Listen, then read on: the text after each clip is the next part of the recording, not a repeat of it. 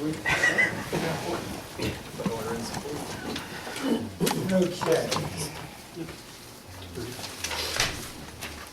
The minutes of Gene.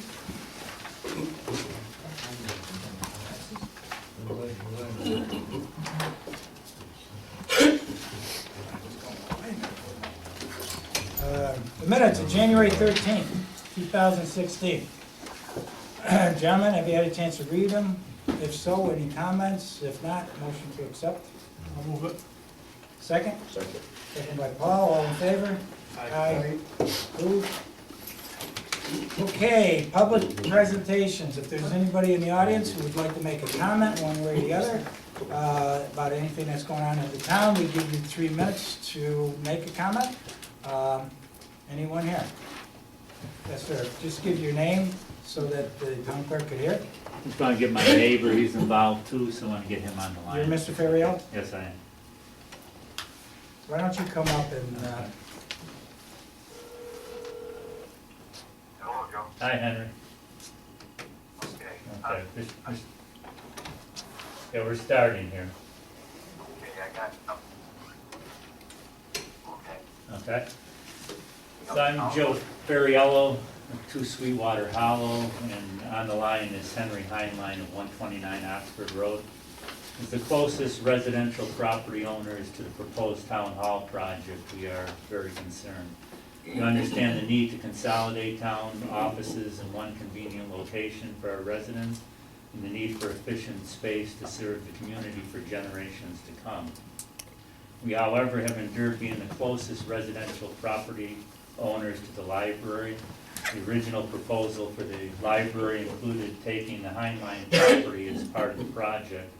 That plan changed, and the Heinleins have been left bordering Library Lane and the library. Our property values have suffered as a result. The proposed site for the town hall will further erode our property values. We appreciate the proposed buffer, but it is not enough. We will be the strongest opponents to the planned project. We are aware of the opposition by Oxford town residents and understand there is a petition underway. Perhaps you have received it by now. Our proposal may alleviate their concerns. Our 2 properties next to the library on Oxford Road sit on 2 acres of land that include 200 feet of frontage on Oxford Road and 400 feet on each of Library Lane and Mallard Brook Lane. The town owns land behind us. Situating the building on Oxford Road will provide the visibility required for a town hall and prominently position the building, improving the landscape and ease of access to the building. In this way, we see the elimination of another access road onto Oxford Road, the proposed road being across from Beechwood, using Library Lane for access into the parking for both the library and the town hall, and Mallard Brook for access out. To complicate matters, I plan to put my home on the market this spring. I'm relocating. As a licensed realtor, I must disclose the proposed project to prospective buyers. My property is further devalued even if this site were not chosen. This is a unique property, known by many for its Adirondack setting in the heart of New Hartford. We receive comments all the time from those who know the property, realtors included. That uniqueness is eliminated with this project.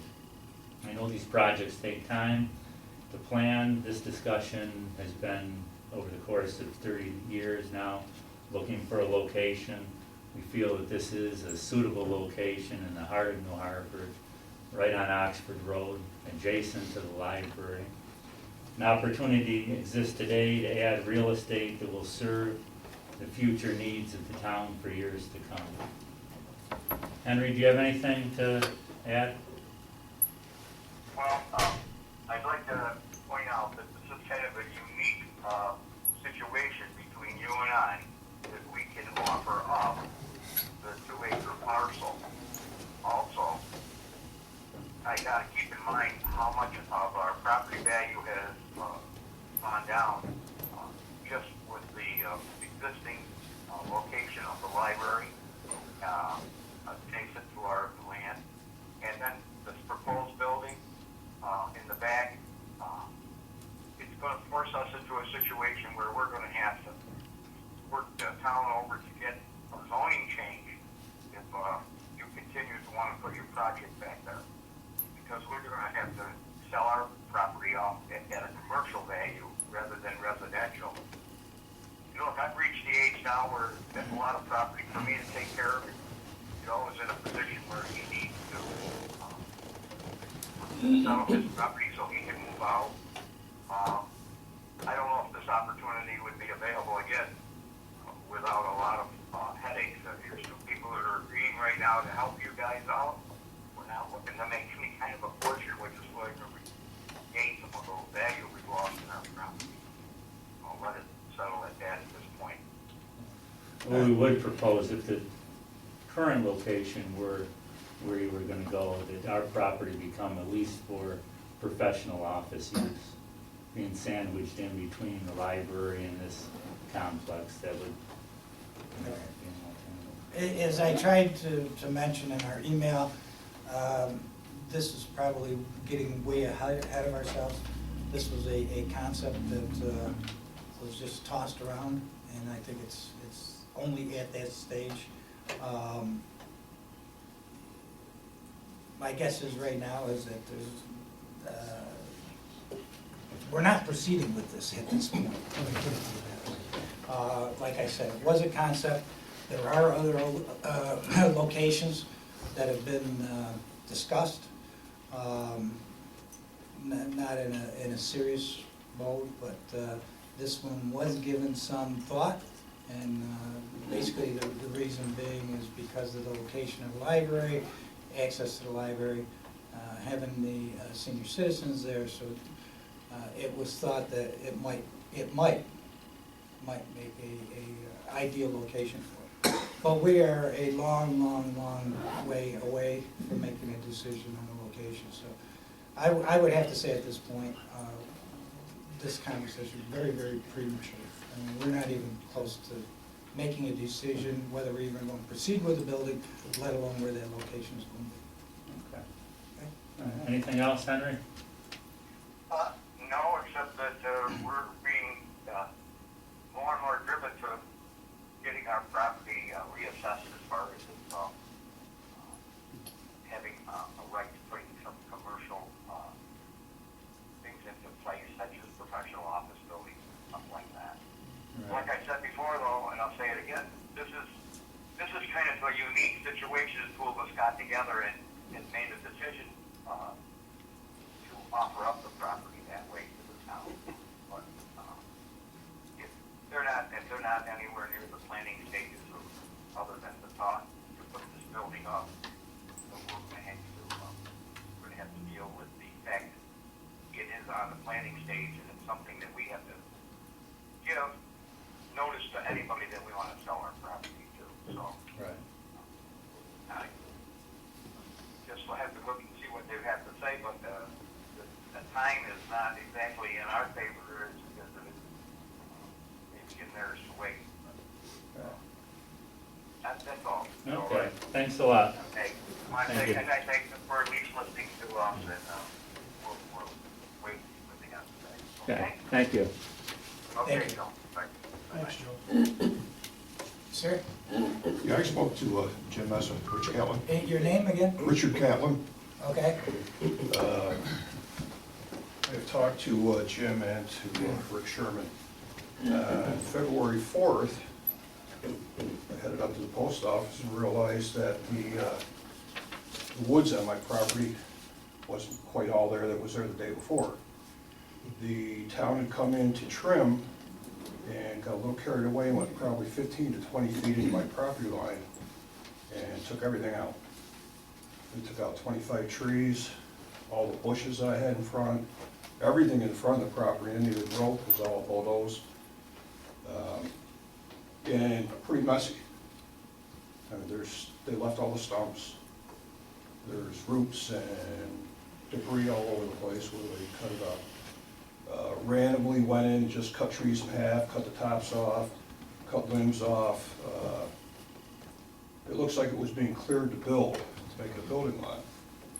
And my question is, what do we do? I had talked to Jim and to Rick, and they said they would level it off put some wood chips in, and then in the springtime, bring some kind of bushes and bring them in.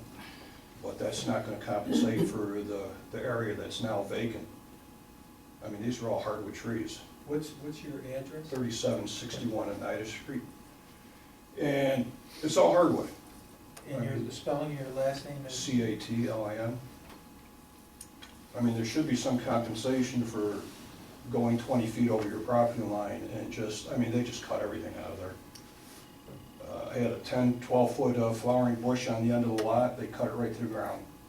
And that was in no way impacting any view of down the road to where the signs or anything would be on the town's property.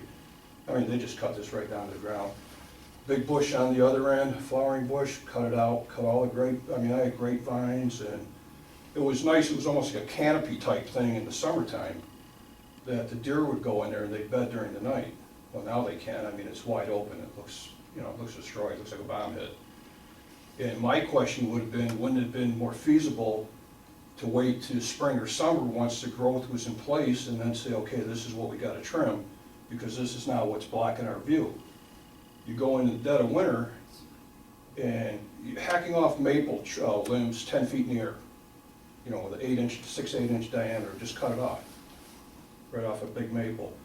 Take another tree down probably 20 feet into my property, just cut the top off. So I've got a trunk sticking up 6 feet in the air. It looks like a bomb hit it. Well, Mr. Catlin, I was informed of this today. I had a brief conversation with Rick. I haven't been out there yet to take a look at it. I will go out and take a look at it. In the meantime, I would suggest that you allow us to go in, we'll pull those stumps out and just level it off to start with. Right. And then after going out and looking at it, and I'm sure, Jim, have you seen it? I went yesterday. Okay. You know, we'll bring it back to the board and we'll come up with something to make sure that we get it back to wherever, as closest to what it was before. I mean, it was a pretty dense woods, and that was nice, is that you didn't really have to worry about people wandering in there, because there was enough trees in there that they had to really work their way to get in there. And now it's just, Okay. and it wasn't even like an even cut. I mean, this is cut in this way, up this way, down here, a tree here, the tree there. I mean, it was just random. Okay.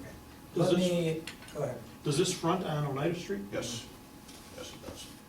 Let me get up there, probably maybe over the weekend, I'll take a ride up there and take a look at it. Okay. In the meantime, and then I'll discuss with the board, but in the meantime, we'll get that thing leveled off so you don't have stumps there.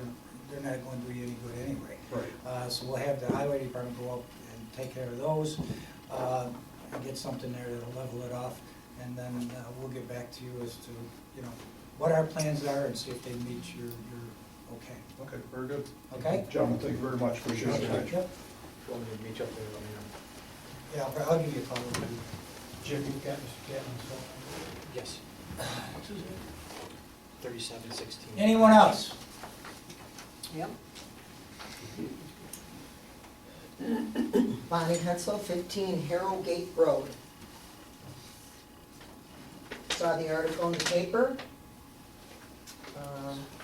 Saw a rendering already prepared, so it didn't seem to me that it was something that you were throwing around. Is that the $100,000 that you didn't get the library? Did that go for the rendering, or was that free?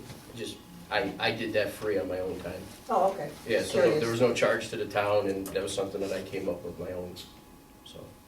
All right, that was kind of And surprised. most of the plans that were done before they went to the engineer to even look at were done by me for no cost. so. Then I'm gonna backtrack till last summer, because I'm on the outside edge there, where the library's over here, and the Harrogate Park is where all the nonsense is proposed. I noticed from my bathroom window one day that there was a lot of digging and leveling and digging and leveling, and I called up, and I said, what's going on back there? Oh, nothing, was the response that I got. Well, now I'm gonna ask you, what was going on? Is this the new prep for this? I know you're just First of all, tossing it wait a around. minute. First of all, we don't own that land.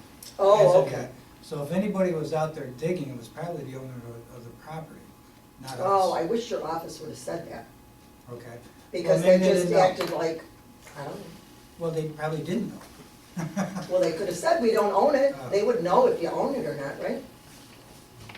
Some people would, we do own a certain tract alongside the road there. But as of yet, that property is owned by an individual, a private person, and if there was somebody back there, I would assume it was them doing something back there. I was just curious, because when I called, it was like, oh, we don't know anything about it. Okay. I'm not happy with this. I think you have a garage already built. You got a lot of soccer fields over there. If you had to actually do this, why not add on over there? Well, like I said, there's no decision. I mean, this is way Well, you premature know what? on this. I'd like to nip it in the bud, that's why I came, just to Okay. make sure that you know that somebody else maybe isn't happy about it. Okay, Okay? thank you. Thanks. Thank you. Anyone else like to make a comment on anything? Yeah, Yes, sir. I'm not gonna walk up there because I can't. That's okay. My name's Dan Austin. I also live at 15 Harrogate Road. I talked to the guy who was doing the excavation behind the property, and it was done for the town. I don't understand, they were cleaning out the drainage ditch, It might have been a drainage. but that was right behind where she just commented. I Okay. talked to the guy personally, he came out with a town coat on, the whole paraphernalia, I mean, and nobody knows? Well, our highway superintendent, but we don't keep track on what our highway department's doing every day. of the I know, week. but she called up and asked, and they had no idea. I mean, Well, like I said, I don't the know guy who was you back called. there for 2 Did weeks. you call the highway department? Did you call my office? Who did you call? I thought it was your office. See, my I would office, think you're in charge of things, so you would know. like I'm the not in charge of president. the highway department, the highway superintendent is, Oh, okay? You know, something like that, you know, that would be the person to call, is the highway superintendent or somebody at the highway garage. He can tell you where his crew's working any day of the week, you know, anytime during the day. Also, I mean, we already went through this when they tried to put the Section 8 housing back there. And we've already talked to a numerous amount of people in that neighborhood. How you would put construction vehicles going through, out on Oxford Road. We tried to get out of her driveway tonight, took 10 minutes on Oxford Road. And you're going to put construction vehicles and stuff going out on Oxford Road or out of Bromwich? It's unfeasible. It really is. I don't know, I mean, like she said, we try to nip it in the bud. It's ridiculous. Well, we appreciate your thoughts. Thank you. Thanks, Dan. Anyone else? Okay, moving on to town business, reports of the standing committees. Dave, you have something on the senior center committee? Yeah, I'm gonna hold that till next month. Okay, I do have the Energy Efficiency Services Program agreement between the Power Authority and the town, pending council's approval. Make a motion to authorize the supervisor to sign same. motion by Dave, second. Second. Second by Jim. All in favor? Aye. Aye, unanimous. Okay, Councilman, you got anything before we get into my stuff and Rick's stuff? Go ahead. I got 2 roads, certificate for adding highway by use to meet the DOT requirements. One is for Augusta Drive in the town of Hartford, and one is for Deer Path Court in the town of New Hartford. Okay, a motion by Paul, second. Second. All in favor? Aye. Aye.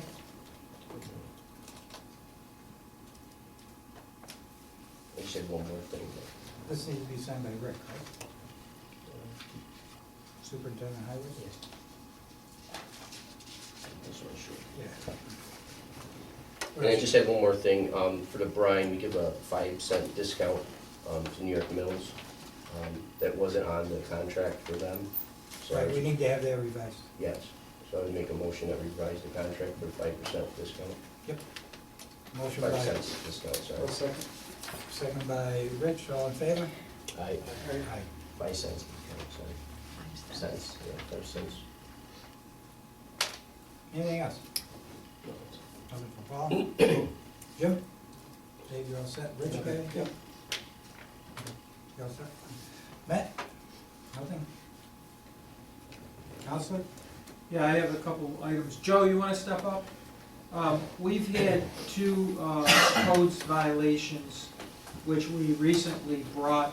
This is against the Solicito folks that own one of the lots in Mr. Kessler's subdivision. You can see that a foundation was installed last summer. The backfill has been removed. The foundation has been sitting there for some period of time now.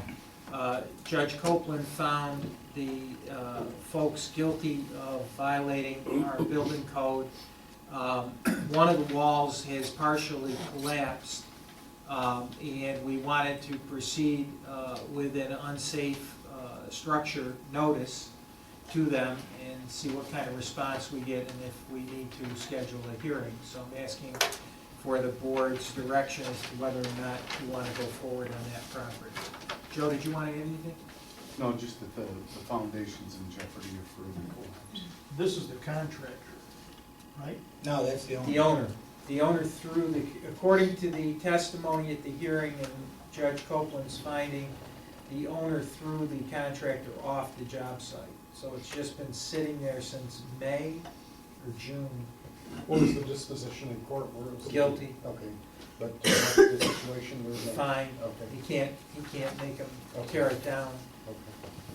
But, That's what you're looking to. well, the concern is that, you know, one wall has already partially collapsed and It's a safety hazard, I mean, if somebody, some kid well, walks I in mean, there or I at something- least want to notice it and see what the response of the owner is, whether he's going to take action to correct it or not. Isn't this the parcel where we had issues with the foundation itself being open? Yes, and the signs, he put the signs on Right, it. and this happened subsequent to that. They didn't go in after that and do some more work. No, Okay. they merely fenced the Okay. property. Is that due to water issues, or is that due to just poor craftsmanship? It's a special foundation. It's a- Joe explained it very well at the Yeah, trial. it's actually a foundation, it's a system, it's a precast foundation that relies on several components to make it stable, one of which is the backfill, Which didn't happen. which did not happen, All right, so what do you need from us? Just a motion to authorize us to proceed. Make the motion. Motion by Jim, second by Paul, all in favor? correct? The Aye, next unanimous? property is over by Packy's. This is property at 3956 Edgebrook Place in New Hartford. We had a hearing in front of Judge Copeland on this, and the owner was found guilty of approximately 8 or 9 violations. Joe thinks that this property as well is unsafe. Joe, Right. specifically why? I mean, those are the photographs. Structurally deficient, holes in the floor, no electricity, no active plumbing, just totally deteriorated inside and out. So we'd like to notice that one as well. This one, I think there's a mortgage, so we would probably notice the bank as well, which may be able to give us some action on that. Motion? So moved. Motion by Dave, second by Jim, all in favor? Aye, unanimous? With regard to the park fees, in researching that, we need to do it by a local law after a public hearing. So Gail put in a lot of work and helped me draft a proposed local law. I know Pat and Mike had sat down and given some input as to fees. The question is, does the board want to move it and schedule a public hearing? Yeah, before we get there, let's bring the board up to speed on this. Mike Jeffrey basically looked at this with regards to the non-resident fees at the parks. We discussed this during the budget time. We passed it with the budget, however, council tells me we need to have it as a local law. However, in discussions with Mike recently, and Matt was there, we looked at 3 parks that we would put these fees in. And they would be Sherrill Brook, Chadwick's Park, and the Washington Mills Ball Field. Mike did go out and get quotes on these machines. What they would be is basically ticket machines that would be inside basically the park somewhat. It wouldn't be a gate type situation. You would drive in, you would stop, get a ticket from the machine, put the ticket, you're required to put the ticket on the dashboard of your car. Anybody that didn't have one would then be subject to violations by our police department.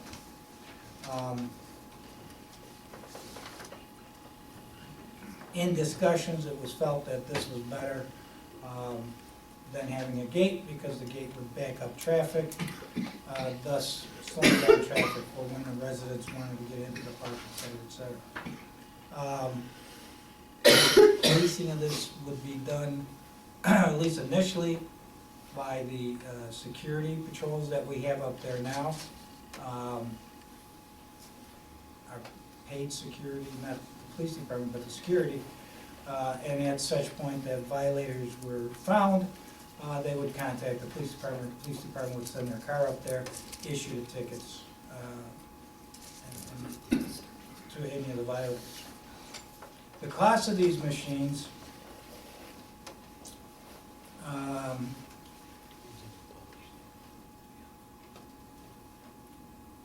guess the one that Mike has researched and felt would be the best, he got for all 3 would be $38,055. Mike has said that he has enough in his capital budget to take care of 2 of these machines and pick up the other one off his contractual. Correct, Mike? Correct. Okay. So that's basically what we're looking at this point.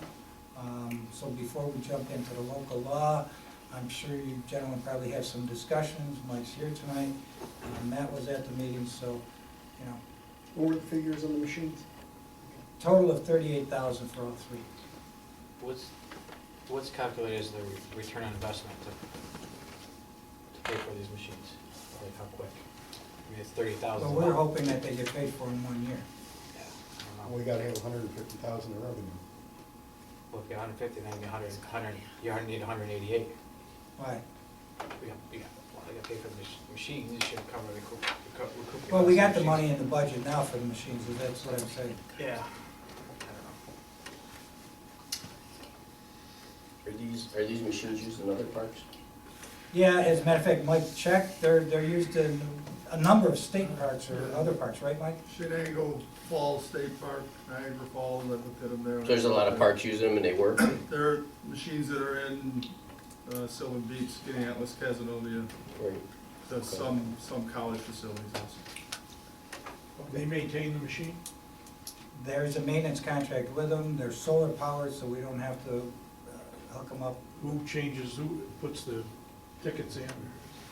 We would be responsible for collecting money and that.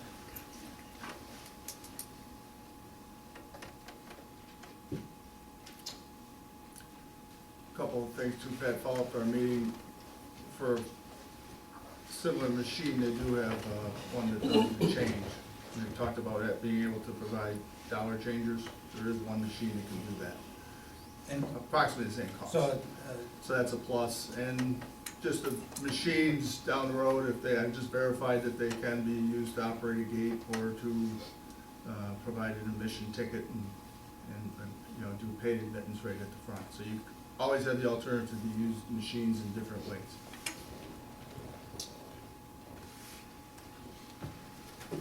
Got another question too.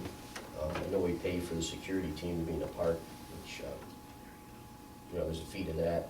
Now, what would it take if we had somebody part-time that would be given ticketing powers, could we do something like that without affecting the union, or no? Just, that's all they can do is. We need to have a police officer give the ticket to make it official.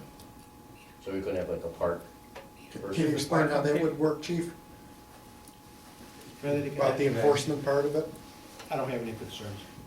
No, no. No, The question is, can a park employee issue parking tickets to people illegally parked? No. So then you'd have to deputize the person, and that person would come under Now a we would have a union policeman contract. come up there. Right. I think the park employees can monitor the Right, situation. and they then can't issue a notice- ticket. Notify us that there's a problem up there, we'll send a car to write the tickets. Okay. I don't know. No. So just one more quick question. So like in other towns, like Terrytown and stuff, like there's not actual policemen giving parking tickets on the main drag there. They're just, I guess they just have parking ticket abilities. They don't carry a weapon or they don't carry, any of that stuff. Is it something that would affect the union if we had somebody that did that for a lower price than what we're paying now for the park security? And you would have, because instead of them calling the police car to say, okay, come down and give a ticket, I mean, he's there now. I mean, just to give a parking ticket, I don't really see a big. Well, you'd have to be a policeman. You'd have to have that power, like you take the city of Utica. Yeah, they have a parking They have a officer. parking authority, right, that regulates that, and they do have, their animal control department actually also does the parking enforcement. Okay. They do have the powers to write those type of tickets, but your regular security guard does not. But if we did something like that, would it affect the union with the police department? We have to give them certain wages? How does that work for? That it I wouldn't be think we have to connected create a with parking authority is what I think Right. he's saying. We'd have to create a parking authority in order to do that. Yes. Okay. In this local law filing, does there have to be some acknowledgement that it is a traffic violation? It's a parking ticket. Does it need to say that in here and detail the fine, or should there be a correlation between this and Whatever our law? parking violations are now, that would come with it, which are What already I'm saying is, should that specified. be spelled out? No, it's in the already filing? specified in our ordinance. I'll double check that though. In what ordinance? This one here? No, our regular town code, doesn't that, Gail, have a spot for parking violations?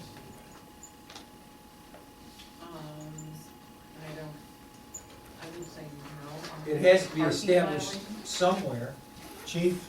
Not in a park- We do have parking ordinances, but I think we would have to pass an ordinance specifically to our parks. Exactly. Well, that's what we're doing, but the question is what the fine is gonna be. Does it need to be spelled out, I guess? Yeah, we And- can reference that and section. referenced in the filing. Also, these fees do not impact residents at all. Am I correct in that? That's correct. Have the fees changed from today for residents? From today for residents, no. Residents are still free. No, what I'm saying is the pavilion fees, the splash pad, the dog run, have any of those fees changed No. the base numbers? No. So Since we were resident, doing the local law, I wanted to put those fees in there right, as well. so the resident is not impacted at all. That's correct. And I'm sure this will come up at the public hearing, but how do we address a family gathering that has reserved the pavilion? A resident has reserved the pavilion, and there are 12 people that are not residents of the town of Hartford. Or there Well, are that's 12 up for people that have discussion. not, that have not got That's up for their discussion. tickets, their parking pass from the town clerk. There's a lot of. Well, let's, well, this was discussed. And one of Mike's suggestions were if there was a gathering, then if there were up to a certain limit, you would give a special pass for a number of people if they were from out of town, okay? So I didn't see that many, Mike brought up graduation parties, which I guess are big up at the town park. Most graduation parties I go to are local people, or if it's a mother or parent from out of town, they drive with you to the park. I don't see the need for that as much as maybe Mike did, but I think there is a need for it. in one instance. Well, where you have, as I said, the pavilion is rented. For You've what, got a though? Well, it doesn't matter for what. You've Well, got- yeah, I think it does, because if it's just an everyday gathering, then I think it's a little bit different than if it's, Why you is know, it? You got 20 people, pardon me? I don't understand how it's Well, if different. somebody just wants to have a party, Right. then yeah, you do charge the non-residents, okay? I don't have a problem with charging non-residents. I'm talking about the 20 people that are residents, but they don't have a sticker. They didn't go and get a sticker. Well, they gotta get the sticker. I mean, it's, So So everybody in the town's gotta go get that if they plan sticker. it, sure. Can those stickers be made available at the time you rent the pavilion for your guests? They're gonna be available, at the town clerk's office anytime. I just think there's a lot to You can this. mail them too, with the tax bill. Everybody gets a tax bill. I thought we Well- wouldn't do that. Yeah, you don't wanna do that, because you don't know where the sticker's gonna end up. They could give the sticker to somebody, I have no problem charging non-residents. It's just that this is a very, I think, complex, the goal is to raise some funds, specifically $150,000. I don't think you're gonna see it. Again, I have no problem charging non-residents and charging, as we have in the past, for pavilion rentals and the dog run and things like that, but there's a lot of moving parts to this that are yet to be resolved. And I'm sure the public hearing will come out too, so that's, Well, these have all been discussed. okay. You know, we did have Gail up there. The town clerk would be the most obvious person to record these. There would be a procedure where the town residents would go in and get this. This is not unusual. I've had residents in towns before where you go and get a sticker to bring garbage down or whatever. It's not that difficult to go to the town clerk and get a ticket or a sticker for your car. Anybody, we would make this known, we would put it on the website, we would have a campaign, if you will, to notify the residents of what this is. There's not a fee for the sticker, it's free. It's not gonna be a cumbersome application to fill out. And it's something you just stick on your window and you go in there and you use it. I don't think it's as complicated as you make it out to be. Well, I gotta circle the wagon a little bit. As far as the police go, in terms of writing tickets and the security officer being there, I know he bounces between parks. I don't know if that's the best use of our police department to go to one park to write a ticket and then go back. You know, Chief, I don't want to speak on your behalf, but I think that's ridiculous. I don't want, you know. That's what I was trying to say. You know, I mean, I just think, you know, 1 or 2 violations, you know, in the park, you know, and then they go back off, you know. You know, that doesn't make sense to me. I'd rather have my. What would make sense to you? I don't know what the solution is. That's what I kind of mirror what, you know, Dave was saying. There's a lot of moving parts. I think there's more to this than just saying we put a machine in and that's it. I mean, I'm not saying that that's what's being done here, but I just think it just needs more than a public hearing and so forth, but. Well, gentlemen, we brought this up back in October, September. Yeah, and I said at that time, I didn't think we were gonna get $150,000. I think it's, Well, whether you Yes. get the 150,000 or not, this is not just a revenue generator, gentlemen, this is control of our parks. And that was brought up when it was brought up in the budget. Now, I mean, you all passed the budget, you knew it was in there. If you had a big problem with it, you should have brought it up then, not now. And Dave, you're on the parks, Jim, you're on the parks. I'm sure this must have been brought up at yes, it some was. meetings there. It was, and it was And acknowledged so- that we weren't gonna see $150,000. The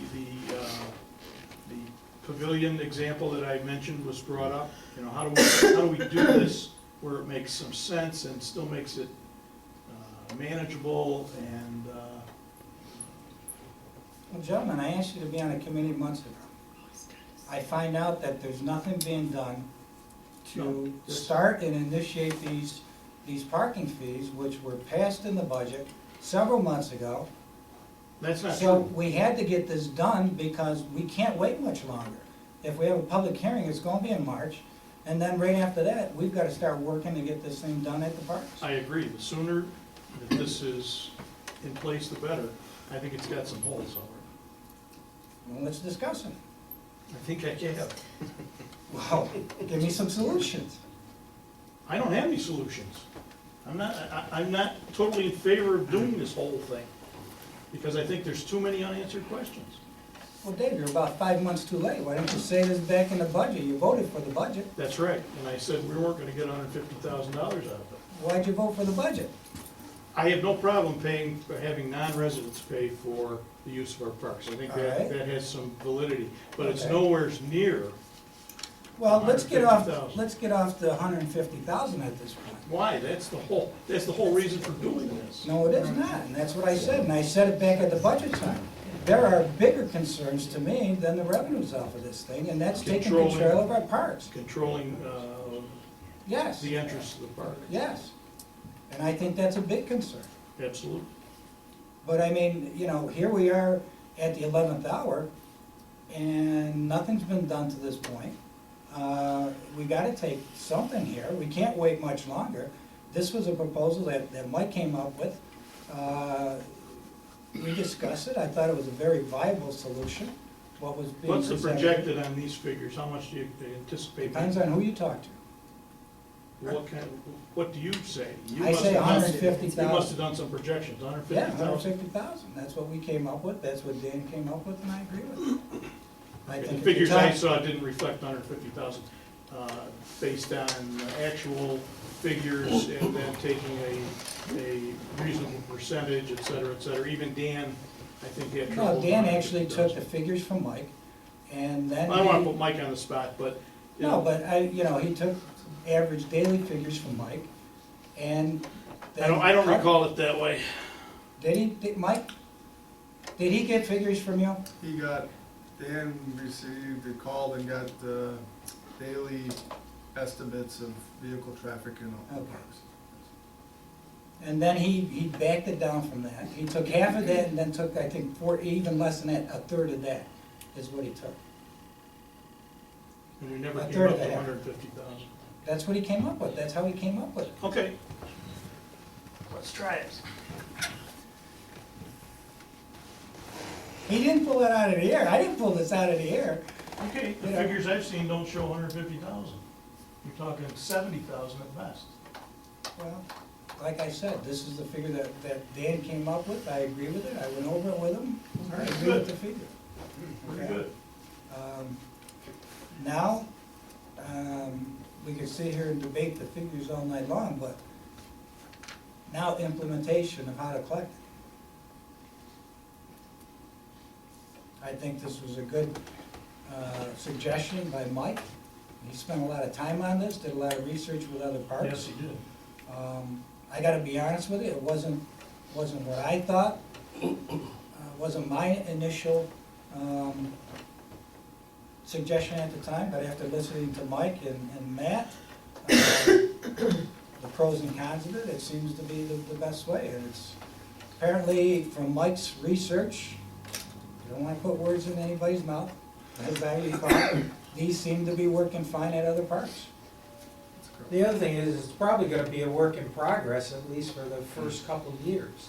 And maybe what we do is when somebody comes in and rents a pavilion, they tell you they've got 15 people, 10 of whom are out of towners, you give them a temporary pass for their 10 out of towners. There's gotta be That's right. ways to tweak these things, but I think that would be done during the process of implementing the whole system. It always happens, you always find Absolutely. issues. I mean, this has been successful, a parking meter, if you will, in Sylvan Beach. Cooperstown has got a similar system where you go to a gazebo or a freestanding machine and you get your ticket, and you put it on the windshield, Sylvan Beach. So the concept is fine, I just think this is difficult to administer, the way it's set up. Let's try it, let's see what happens, and tweak it as we go along. Why don't we do this? Why don't we go through each thing, come up with your opinions and your thoughts? And That's go what we're from there. doing. All right. Jim, what do you got? What do you- I just say, for the record, we did have two parks meetings, one Yes. November, one Right. December. Right. December I was out of town, I didn't attend the December That's right. one. So this was all discussed. This at the was Parks discussed, meeting. Mike did bring up, he had the research there, he had the demographics, I mean, he So there was a lot done. He did a To great indicate job. nothing's been done is incorrect. You know, but Well, I just said Yeah. there was no recommendation. Oh, yes, there was, and both from for the the Parks Committee, What was it? the machines. Go ahead. Oh, okay. Then what are we arguing about here? All I said, I'm not arguing about the machines, because I think putting a person in a booth or anything that's horrible. Right. I think that's the worst thing to do, I think there's a safety issue and everything else. So that aside, that was my big thing, so the solution or the recommendation for the machines, fine.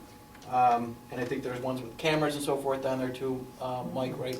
Yeah, Or there's as an addition different or something. configurations you can put on them. Which was brought up, which is, a good thing too. But my thing is, my main thing really comes down to the policing of it. You know, I don't foresee that, or want to see police officers there all the time writing tickets for park violators. I think that's not a good use of our police departments. And that's my main thing, so. Well, that could be an item we may have to tweak, depending on the volume. Yeah. So if there's other solutions to that, whether Right. it be somebody authorized. And if anybody wants to email, maybe what you each do is email Mike and Pat and I, or email Mike, and then we can sit down again and tweak this a little before the public hearing. Mike was not left, the chief was not left out on this conversation, by the way. I mean, he was asked his comments on this, and, we didn't come, I didn't come to this meeting, and Mike didn't come to my meeting, and throw this on the PD. It was discussed with them. Let me ask this question, maybe Herb can look into this. I'm gonna be at the Association of Towns this weekend, where I put it on the list. I got 30 things right now. About a parking authority, can we Okay. or can we Oh, not do you it? can establish a parking authority, I know that. Okay. If you wanna go through the administrative expense and. Doesn't the create village have one in positions. back here, I don't know if they have one. for the back parking lot? I'll be happy to. inform Isn't you. that what they were looking, I know they were looking into it. Yeah. What if that would entail, but I know in the city of Utica, it's more of a money maker for them, because they're trying to probably work them doing as opposed to us. Right, because we're at any number of parking tickets. I'll be happy to look into it. Thank you. That works. I like the machines. I travel a lot, I see them everywhere. I mean, in New York City, they got the machines, you pull it, you get your tab, you put it in the window. In fact, you actually gotta put your license plate in, so it matches the license plate on the vehicle. So the machines will do that. So I like that. There's a lot of fees here, so maybe we can kind of condense them a little bit, at the machine level, just so it's understandable a little better, so Well, what do you mean? Because there should only be one fee there. There's nothing at the machine level, those are all paid up. Oh, okay, so these are all paid, so you're not gonna have these also, they can pay No, at the because machine? Mike had a concern for people that were Okay, all coming right. there, you're every morning jogger or something like Yeah. this, and it was said to give them a seasonal pass if they wanted it. Okay, It'd be all right. a different type of sticker or something like that. But the machine itself will only be one Okay. thing. Oh, okay, all right, so, because I know there's other places that have, you can actually pay Right. for certain things in a machine with a credit card and pull it out and get even a season pass with a credit card, so, all right, so that's fine. You talking about the buses? Yeah, well, the machine is how you configure it. Right. It can take up to 4 different settings. You can, right now Pat and I have discussed that we would just have one fee on there. But as it is, it's a work in progress. If you decided you wanted to have different rates on a machine for the daily use, the machine can do that. You don't gotta go get a different machine. So it's how you configure it. So there's all the machines have 4 choices of payment. So in this case, we use one of them for our daily pass. We use another one for school buses that are parking from out of town. The machines do accept credit cards, they accept ATM or ATM cards as long as they're connected to a credit card on the card. And I have found one machine that does get change, which would save us some money in having to buy change machines. And the other thing, the machines, once we have that initial cost the first year, unlike if we're doing staffing, we don't have those costs. So you have a greater profit potential with the machines, especially year 2, 3, and 4. Right, okay. So I'm in favor of that. The only thing that I have concern, like Jim was talking about, was the policing of it. You know, again, to use one of our officers to go give a parking ticket at the park, I just don't see anything when we're also paying for a security team to also be there. I agree So- with you, Paul. As a matter of fact, that's the first thing I brought up with Mike. However, the law is the law, and we gotta follow the law sometimes. Right, right. That's why I asked him to, All the time. yeah, check on the parking. authority. Yeah, so, I mean, if we could do something else, I mean, again, downstate, there's towns too, that, you know, and you're gonna laugh, but you see, you know, they have resident officers in a car, whatever, it's community police, they're not police officers, but they're people that retired and stuff, and they're actually giving tickets also. I don't know how they do Yeah, it. but what, you gotta know what kind of, I mean, you could get a ticket at Sangertown from those guys, Right, but it's not gonna be valid in New Hartford Town Court, right. okay? So you don't know what kind of ticket. Well, this is like on the main street. like- Yeah, but you don't know what kind of ticket they're giving. Right. It could be a warning like they give at Sangertown, that's given out by their security team, but to make it legal, you gotta have a police officer give it out. Right. It goes back to your statement, all right? Yeah, so I mean, if we can do something like that that doesn't have a big cost to it, like you said, it's very expensive, I don't know. Well, the Which way? only thing is, and I just throw this out, because if it is, it is. You know, right now, we've got police officers, and to give out tickets, I agree that's probably not the best use of our police officers at this time. But then again, if they're going by the park, they could shoot in there, they could give that ticket, they already know what car it is because the security's gonna have it tagged, et cetera, et cetera. I think that's gonna be a hell of a lot cheaper than if we go out and buy or hire somebody just to do that. I mean, how many tickets are they gonna give out in a day? You know, we don't expect that there's gonna be a lot of tickets. As a matter of fact, I think Mike said, what's the, It's usually 80% compliance. 80% or more that go along with this. So I mean, you know, to have somebody sit up there, they're probably just gonna be sitting up there, and you're gonna be paying them, yeah, maybe half or 3/4 of what we pay our police officers, but they're not gonna be doing anything except sitting Well, up. I'm saying to take the place of the security people that we're already paying when they're there anyway, so it's really no additional cost, it's Yeah, actually. but they're not there all the time either, you gotta remember that. Right, so just I put mean, in we the can- hours, Right, we can take a look at those costs and see, yeah, because but for right now, we'll just, I think it's gonna work out with the PD. I think if we have the funds for the security that's worked very well for 2 years, and my initial hope was that we could tweak how we utilize those security. You know, we might have them for 2 weeks longer or something, but as part of their duties, they should have, as a result of the fee, some of their other duties are gonna be lessened. So if we can utilize our security or the funds for security to help write tickets, any way that we can find to do that legally, I'm for. It's I will just look at at this it. point, I don't have that answer. I'll look at it, Mike. Yeah. Thanks. that's really my only concern. Yeah. Besides that, I like the machines, they work everywhere else, so I'm sure they're gonna work here. Rich? Besides looking into the Yeah. parking. Any other comments? Questions for Mike or the chief? Okay, then, based upon the law that Herb, or the ordinance that Herb has drafted, I'd like to have a motion to set the next meeting as a public hearing on this. Make a motion. Motion by Paul, second. Second. Second by Dave. Any discussion? All in favor? Aye. It's gonna be what, March 9th? Yeah. Do we have sufficient time, right? Okay, moving on. We have a bond that was given, it's the retainer within New Hartford. Is it New Hartford Senior Housing or New Hartford Affordable Housing? It's affordable. Affordable, isn't it? Yeah.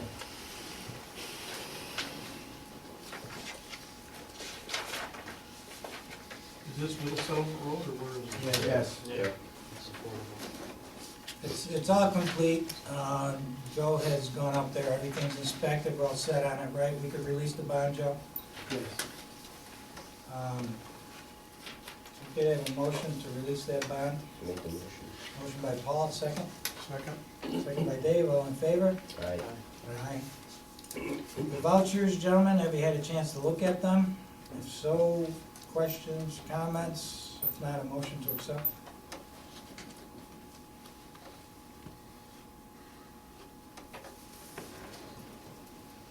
You don't want to pay the bills?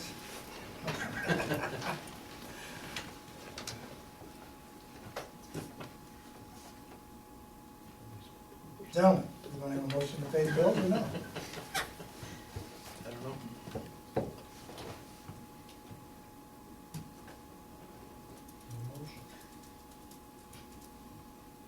No? That's fine with me, okay. What else we got? I had two quick matters for executive session involving the Sangertown tax certiorari proceeding and the Peters Edelman litigation. Okay, If somebody wants to make a motion. Make the motion. second? Second. All in favor? Aye. Aye, okay, we'll give a couple minutes to adjourn and we'll go into executive session. In open session, gentlemen, one more item that was left outstanding. Again, we want to pass those vouchers before we leave tonight. So I make a motion and, have the town attorney help me with the wording of it. Right, you are approving all of the vouchers, but except the one which may include some FEMA services, subject to the FEMA services being separated out and invoices attached. Motion. I'll make that motion. Second. Second? All in favor? Aye. Aye. Okay. If there's nothing else, gentlemen, I'll entertain a motion for adjournment. Make a motion. Second. Okay, motion by Paul, second by Jim. All in favor? Aye. Thank you, gentlemen. What time is it?